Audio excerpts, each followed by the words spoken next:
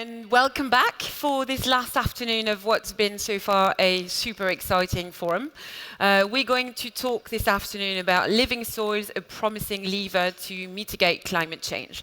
If you haven't met me before, I'm Pauline Vicard. I'm the executive director of a think tank which is called Areni Global and focuses on the future of fine wine. But of course, we're going to talk about agriculture today in general. Same housekeeping as usual.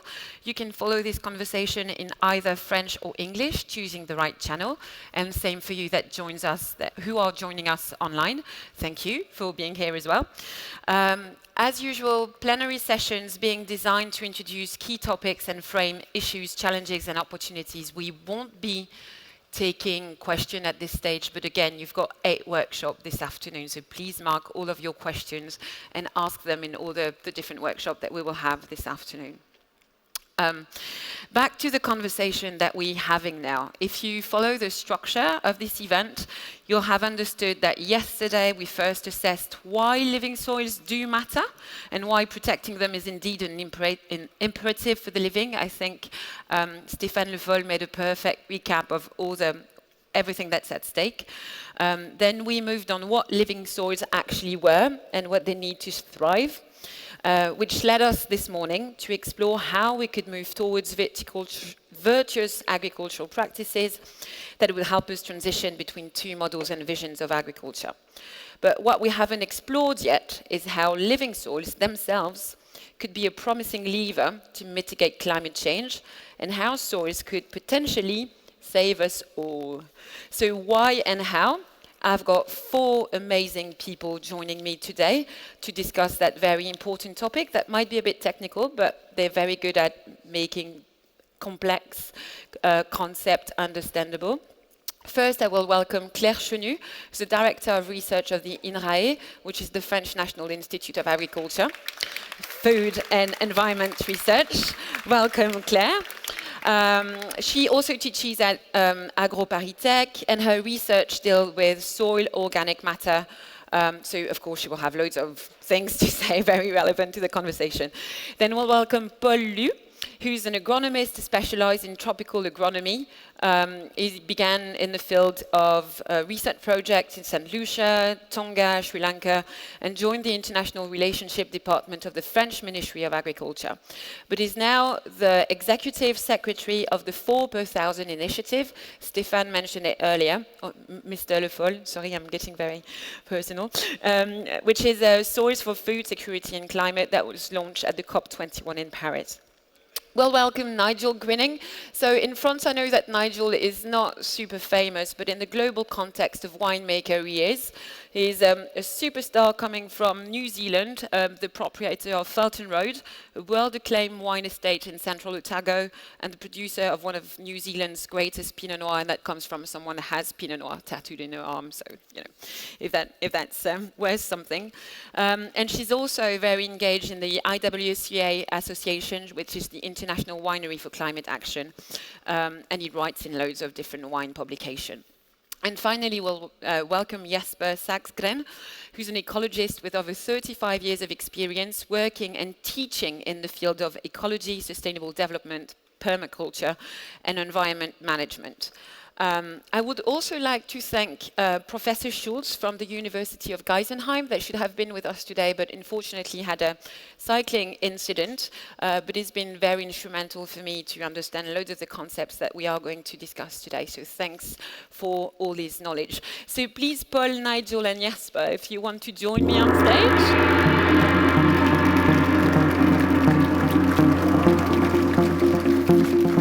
I came in too early.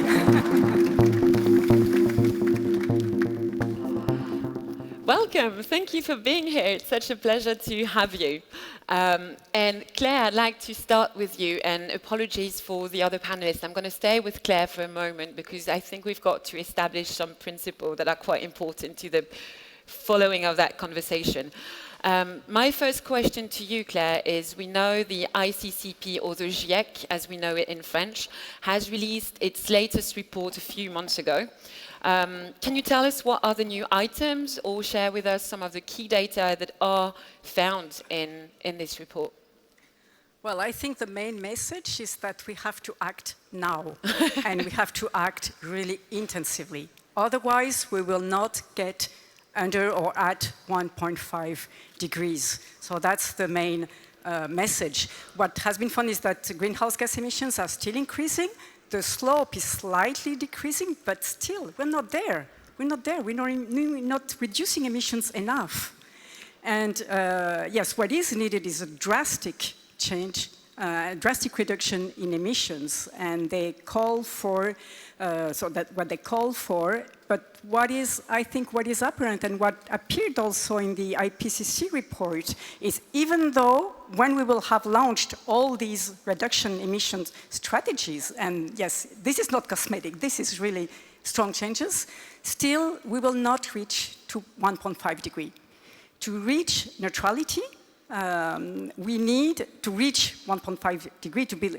We need also to have captured CO2 carbon dioxide uptake measures, capturing carbon from the atmosphere. And nature-based solutions are one of the options. And the recent report of the IPCC gives quite emphasis onto these solutions. But again, these have only to be put in place once reduction of emissions are underway. So if I understood well, what it tells us is like we have to reach that 1.5 degree, and that's still the goal, but we have to act now, and reducing emission is not going to be enough. We've got to decrease the historical load of carbon which is already in the atmosphere, and that's where soils can actually play an important role. But there's two stories there. Some scientists are like, if we use soils to capture carbon, not only that will help us reach the goal, but we can start decreasing and cooling the atmosphere as well. Is that possible, or that's... Well, I'm sorry, but I think that's a dream. Okay. And actually, I hope, realistic dream is to stay at 1.5 degree. We will never return at the climate before pre-industrial ages. That's not possible. We have been too far.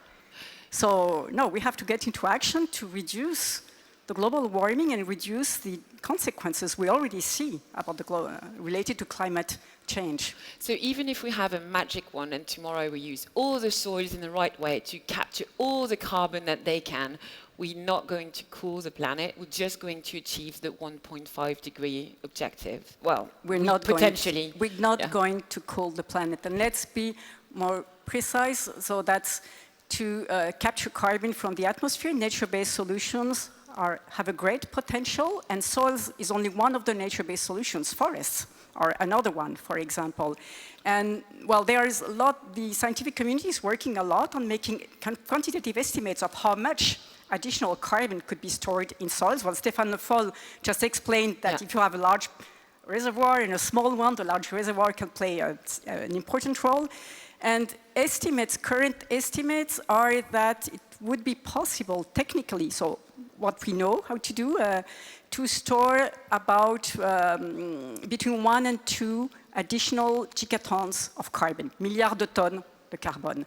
And this would offset 1/3 of the additional carbon that goes to the atmosphere. So its contribution, it's a very significant contribution, very important one. It's not magic, but we have to get it going. And it's not magic, and it's difficult to do in the way that we have to change starts tomorrow. I think that's one of the CEO that said it yesterday. It's not in 20 years, it's now. Just to understand a bit, because we talk a lot about carbon, but I know that methane is also quite bad for global warming. So is soil or nature-based solution also active on methane? Well, there are 2 greenhouse gases that contain carbon, CO2, carbon dioxide, and methane. But methane has a warming power that is 28 times more than CO2. And there's also nitrogen oxide, has a warming power that is nearly 300 times more than CO2. So any strategy to mitigate climate change must account for CO2, carbon storage, the carbon cycle, but also reducing emissions and N2O emissions. And agriculture is the first emitter in N2O. And can soils help with methane? Can they sequestrate methane the way Well, they there do are with carbon? microbes that eat methane, Okay. microbes that release methane, and in well-aerated soils, it is at balance. Okay. You have additional emissions of methane when you have riziculture, and also when in peatland you have. But they can't help decrease the load like they would do for carbon. They can't, well, soils can capture methane, but no, the main role of soils is to capture CO2 from the atmosphere through the vegetation and store it as soil organic matter. Okay. By what mechanism? Because by what mechanism are soils able to sequestrate carbon, and do we know now the soil characteristics that we need to capture as much carbon that we can? Well, actually, the ones that are capturing carbon from the atmosphere are not directly soils, are plants to photosynthesis. Yes. But then, at the the root material goes back to soil naturally, and the above-ground residue, above-ground parts, leaves, can go back to soils, well, if the management allows to it. And this becomes soil organic matter. Soil organic matter is all that has been living or is alive, and it is. Carbon remains in average in soils as soil organic matter for several decades, 50 years. Not all soils can store the same amount of carbon. It depends, of course, on the climate, on the land use. It depends also on the hydrological regime, and it depends on the soil properties, in particular the content in clay and sand. And, well, we pretty well know what is the potential to store additional carbon in soils. And what's the best? Or you said clay, right? Is the clay. Best? Yeah, the best more one. Clay you have, the most, most capacity to store carbon you have. Thank you so much, Claire. Paul, I know that Mr. Le Foll, I'm going to stop calling him Stéphane, introduced the 4 per 1,000 initiative at the COP21. Can you tell us a bit more about 4 per 1,000 and what it's aimed to achieve? Yes. So, in fact, you heard the scientific message, which is difficult to pick up and to work. So we tried to make it a little bit more simple, just to make the people understand what are the main challenge. So this idea comes from the back of the envelope calculation, telling, okay, if we increase by 0.4% the quantity of carbon in the soil of all the planet every year, we may offset, theoretically, the additional carbon that the human activity releases in the atmosphere every year. So that was the base, 0.4% equal 4 per mil, where the name of the initiative is coming. That's the history with a small h. And then, behind that, we said, okay, we can do something with the soil through agricultural practice that can help storing carbon in the soil to go towards that objective, that goal.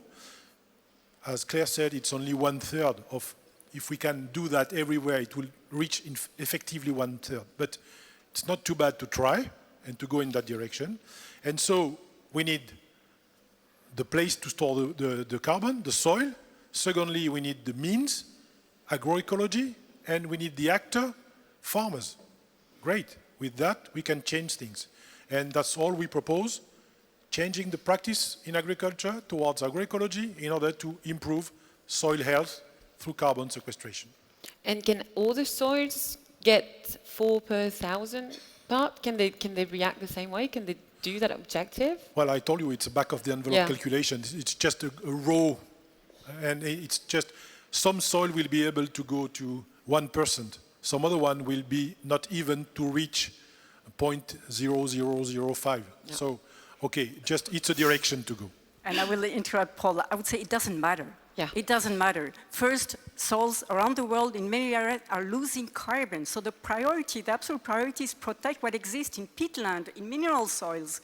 And then, if possible, increase soil carbon. And if it's 0.1%, well, it's whatever progress is a progress. Everything that we can take. And we need it not only for climate mitigation, we need it for soil fertility.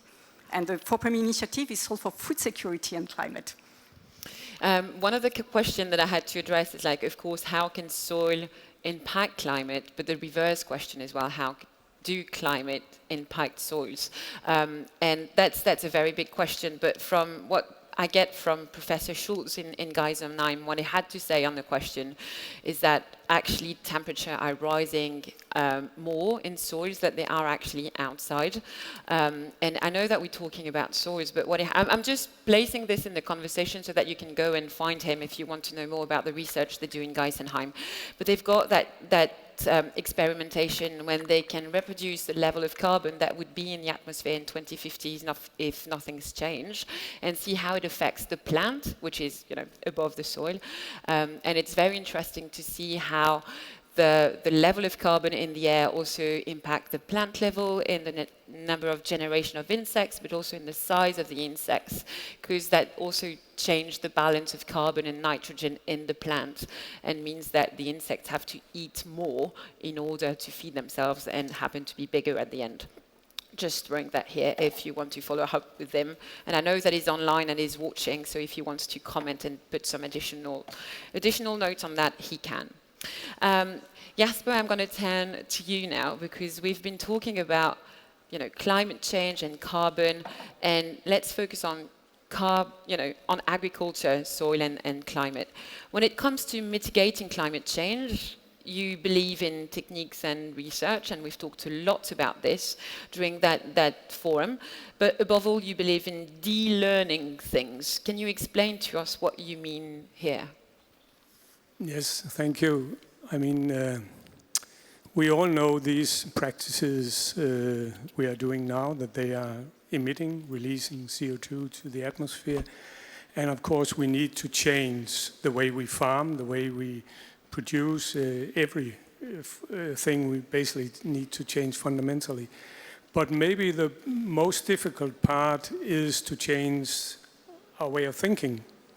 And that is because our way of thinking, a lot of it is based on not only hundreds of years of understanding, maybe even 1,000 of years. For example, plowing.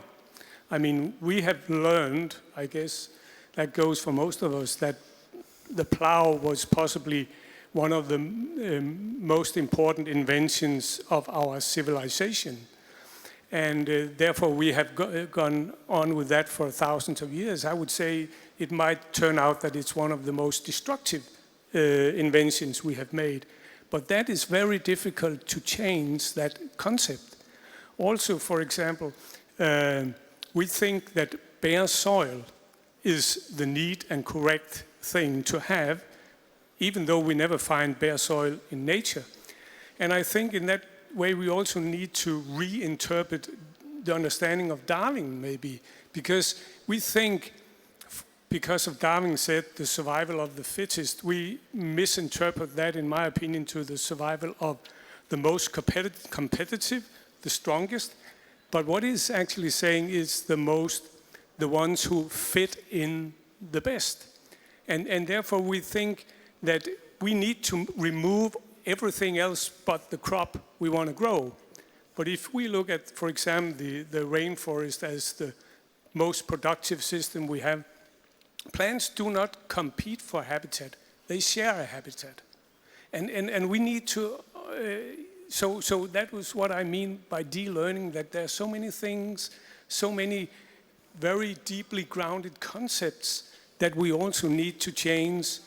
And in my opinion, if we do not able to change the way we think, I mean, all the technological solutions will not help us. Yeah. No.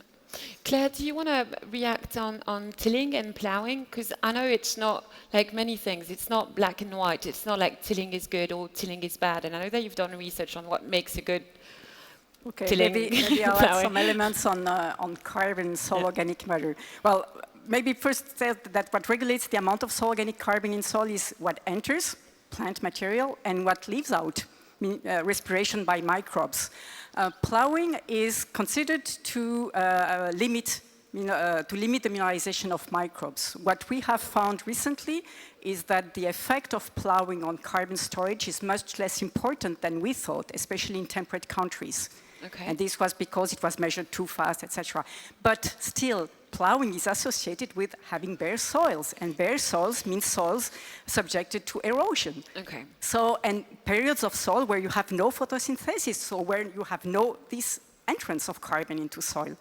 So what is important is to have covered soil, and so I would say in terms of soil organic matter, but it's also the same for biodiversity, what is important is to have conservation agriculture, where you have reduction of tillage or no tillage, permanent coverage of the soil with a live or a dead mulch, and diversifying the rotation.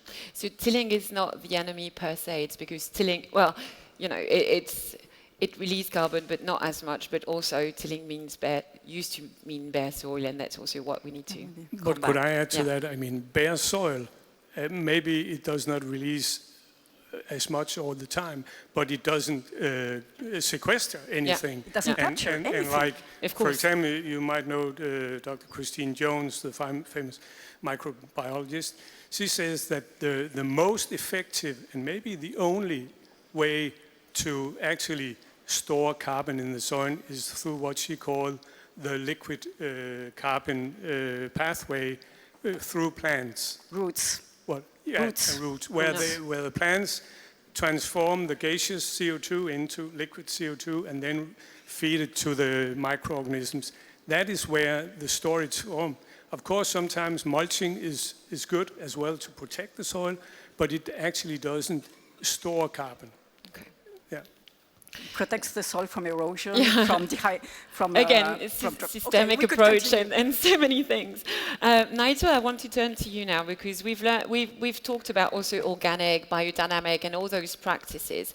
But you've recently, voiced a concern that we don't hear that often, at least in the world of viticulture. You're saying that when it comes to fighting climate change, those labels, those certification might cause more harm than good. Could you tell us more about this? Yeah, I can. I've been worrying increasingly where, as a farmer, I'm certified organic, I'm certified biodynamic, but I increasingly worry that these are not helpful labels. I think there's a real danger that the people who have these labels think climate change isn't about them. They think, I'm already doing the good stuff, so I don't have to listen. And we all have a lot to learn and a lot we still have to do. I'm pretty worried that I know from my own experience, you take a group of maybe 20 or 30 biodynamic wines, you weigh the bottles, they'll be heavier than 20 or 30 regular wines. So just because we carry these labels doesn't mean to say we're doing the right thing.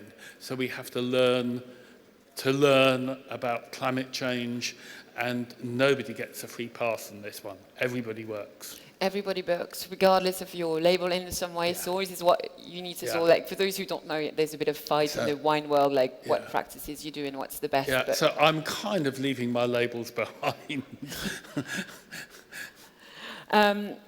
And when it comes to climate change and the way you express it, it seems like you are battling two time frames, if I understood you correctly. Something about mitigation and what you need to do now, but something about adaptation and how you need to, future-proof all your vineyards. Can you tell us a bit more about your internal conundrum and battles? Yeah, this is another of my big concerns at the moment, that there's this label, sustainability. We all hear it. It means nothing. It has no definition, but it sounds good. And we have a real difficulty that people think sustainability and climate change are the same thing, and they're not. Climate change is an emergency. Climate change is we have someone having a heart attack, and sustainability is coming up and lecturing them on, you ate the wrong foods, you shouldn't have been doing that. We need a paramedic, we need instant, hard, urgent action. And it may not be the most sustainable action. I think if we address climate change with enough urgency, in 20 years, 30 years, people may have to clear up the mess we've made trying to cure the patient. And that's not bad. It's better than doing everything slowly and carefully and never doing it. So I'm looking for emergency solutions now, what I can do quickest, and then I'll worry about how sustainable they are afterwards. Okay.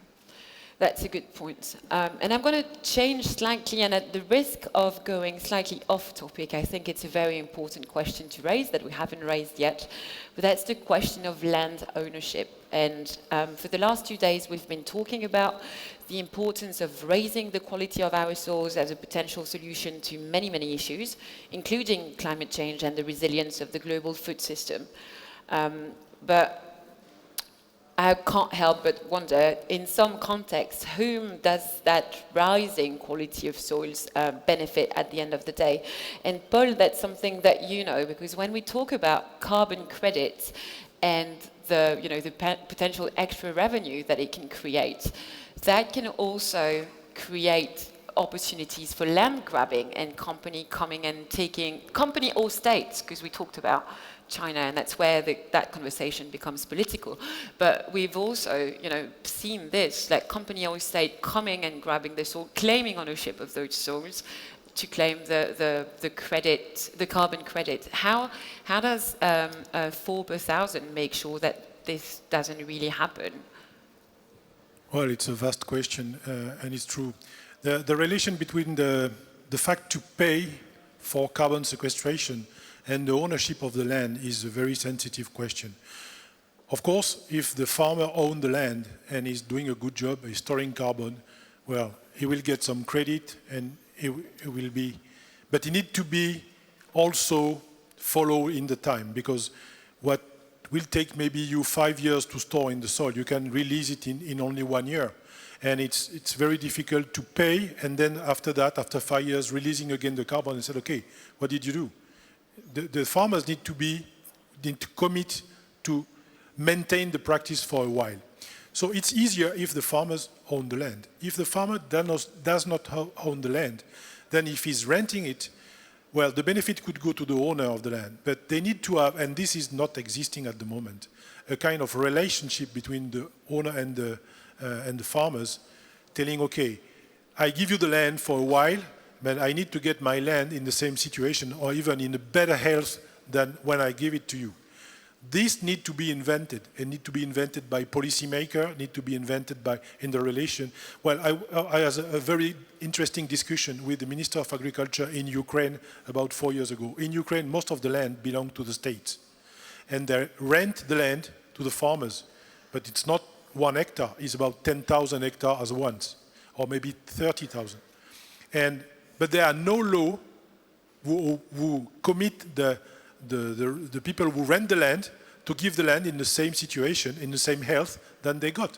So it's really something very dangerous for the future. So we need to build that. And then on the top of that, there's a question that you ask about land grabbing. Land grabbing is when it starts happen in Africa, and some country give land to other country in order to produce food for those countries. Well, this is quite dangerous because you can destroy the soil doing so for a short while and giving back the land in a state that it's impossible to continue to produce food.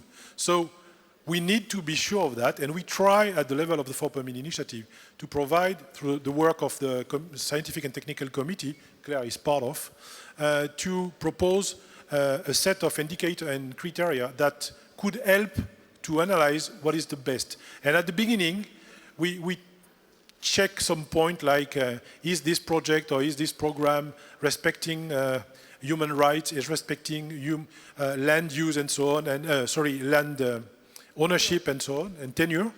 And well, if it is not the case, then the evaluation stopped and said, okay, definitely this project is not a project in line with the 4 per million. So it just gives a small red light, but it's something we need to be stressed.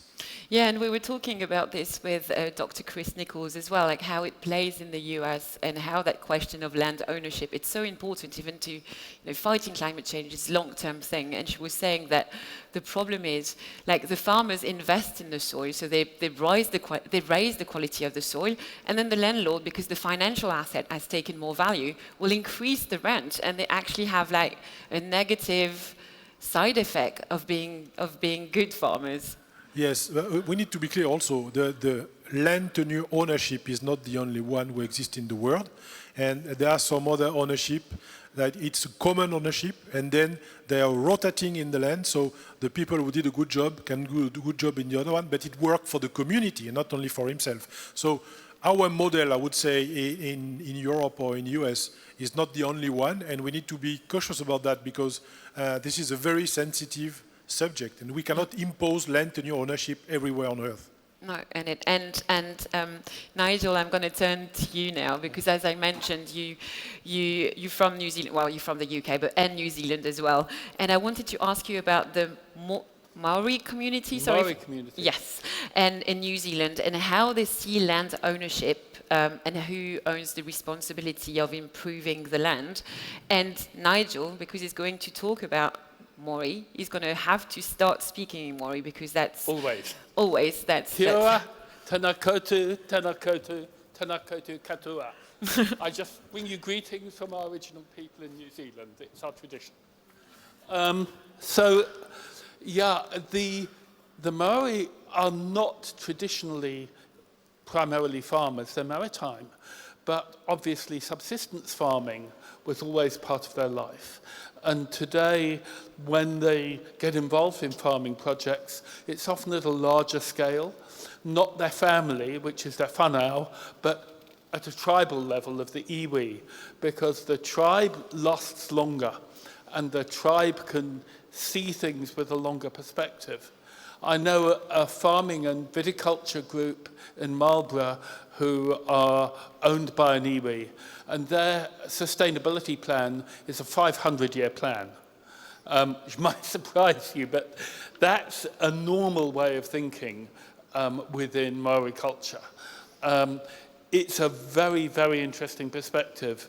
I have a friend, I was going to Rarotonga, very quick story, and he asked me to say hello to his cousins, and I thought he'd give me a phone number. It took me a few days to realise he was asking me to say hello to the people that didn't get on the canoe when his ancestors did 600 years ago. It's a different time scale, but a really good one. Yeah. It gives a real responsibility. They have a concept of tauranga waiwai. It's the place where I stand. It's your relationship with the land, and it's an eternal relationship.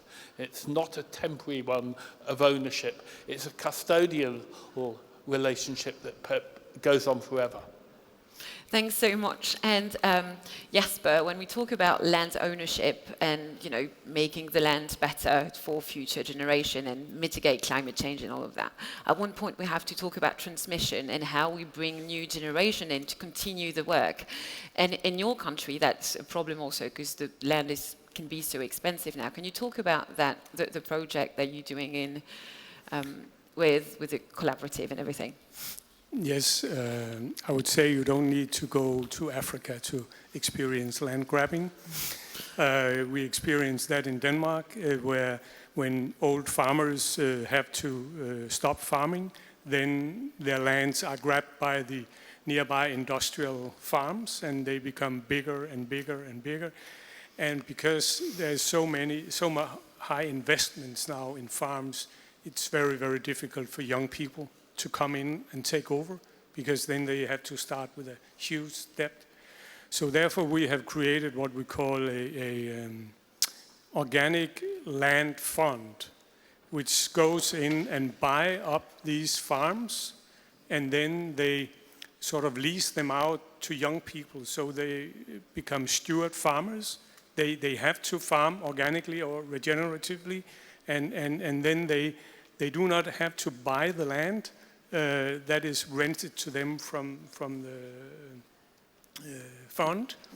And we also have, then you can actually go and buy shares also to increase also the capital for buying up more and more land.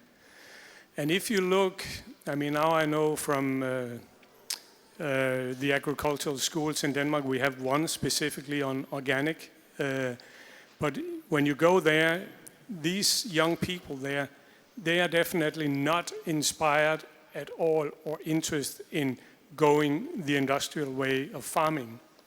That is not what really inspires them. They talk about regenerative farming, permaculture, forest gardens and so on, and then farming more in like cooperatives, where they will help also bring life back to land instead of having these lonely one-man or two-man driven farms. Yeah. Claire, did you want to react on land ownership? I've seen you put yes, your mind. I think it's a very land tenure and land ownership is a very important issue. And I was thinking there's in France an NGO that is named Terre de Liens, which I think has quite similar objectives. And they are working on one thing is how, when a farmer rents a plot, a farm, and improves the quality of the soil, it would be fair that there's some reward when it goes to another farmer. So they're working on indicators of soil quality for that. And well, they would like to develop a system, and carbon is one of them. And then I would like to come to one thing is that there's a lot of activities, even the Wild West now, about carbon farming and paying farmers for the carbon that they store. That what is important, when you increase soil carbon, you increase soil organic matter, you increase soil quality, you increase soil health. And this is to be rewarded, not only the mitigation of climate change. Yeah. And I think this is to be taken up in this idea of, well, certificates, or I don't know, well, indicators to show that you have done some progress. And long-term vision. Not only refers to mitigation of climate change, it's much wider than that. And if we finish the last few minutes talking about action, then coordinate actions, because we've been saying this for 2 days now, we need coordinated action, but we know that when there's loads of people, you know, there can be loads of chaos as well. And I think, Paul, you're the best seated here, because 4 per 1,000, that's 6, correct me if I'm wrong, but 6,099 members and partners, 104 countries, and 65 producers' organization. How do you coordinate so many people, and how do you drive them toward the same goal? Well, that's a challenge. We used to say that we are a multi-stakeholder partnership.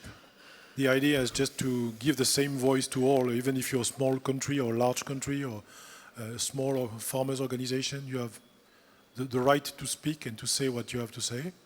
And the other one has to listen.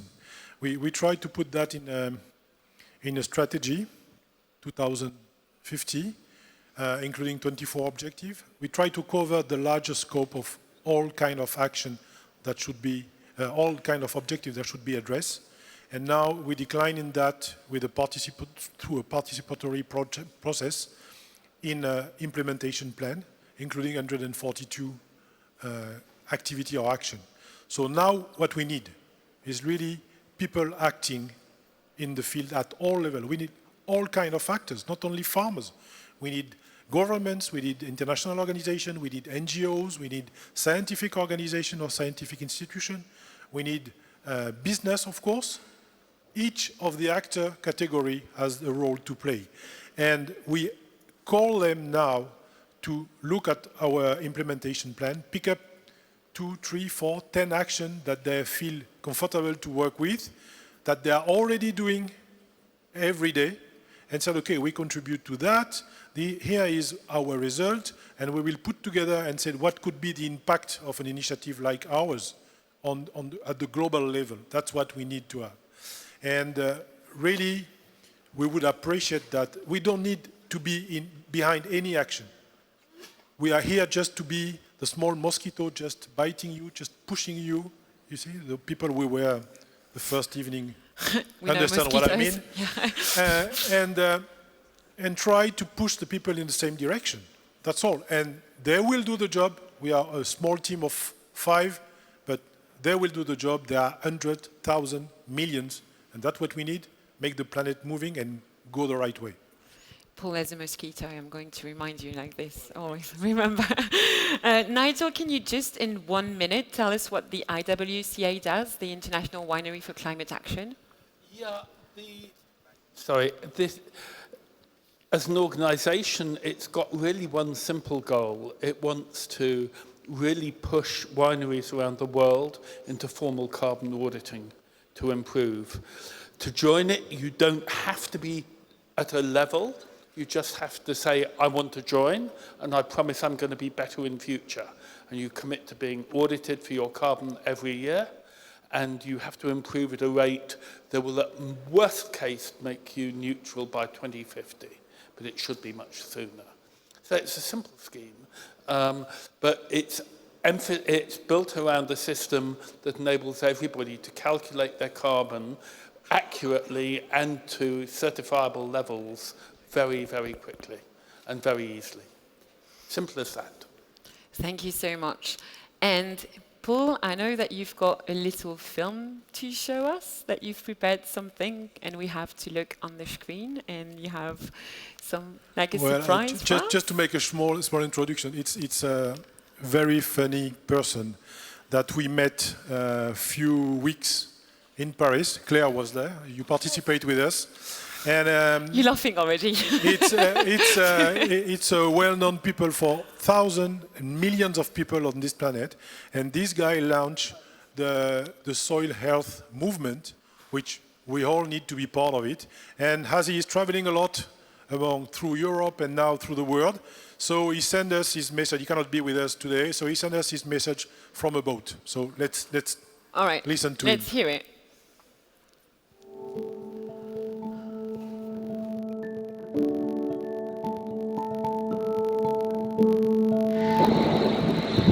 Namaskaram, and it's great to be a part of this Living Soil Forum. I'm very touched by seeing the level of commitment that Living Soil Forum is expressing towards the condition of soil on the planet. The health of our soil is the health of human beings. The well-being of the soil is the well-being of all life. Soil is the source of our existence here. So it's very important that we as a generation do what is needed to turn back from the brink of a disaster that could spell immense amount of pain to human life on this planet and the future generations. It's my wish and my blessings that the Living Soil Forum should keep its thrust towards soil. Let us join hands and see how to find solutions. Solutions are not up in the sky, there is no rocket science. All that it takes is a relentless commitment to move towards the solution. Save soil, let's make it happen.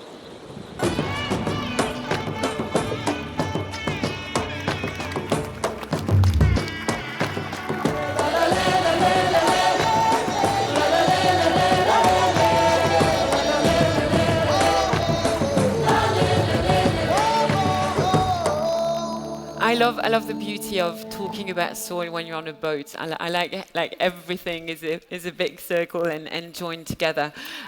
Before we conclude, I've talked about Nigel talked about the IWCA. I forgot also to say that Jasper is a trustee of the Regenerative Viticultural Foundation. So if you want to know more about this, you can go and find Jasper as well. If you need help or if you need a community to go towards regenerative viticulture, you've got loads of resources for this.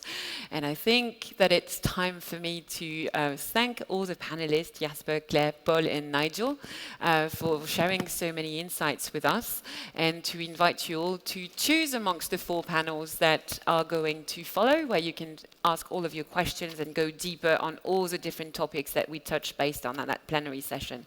Thank you very much, and good afternoon to everyone.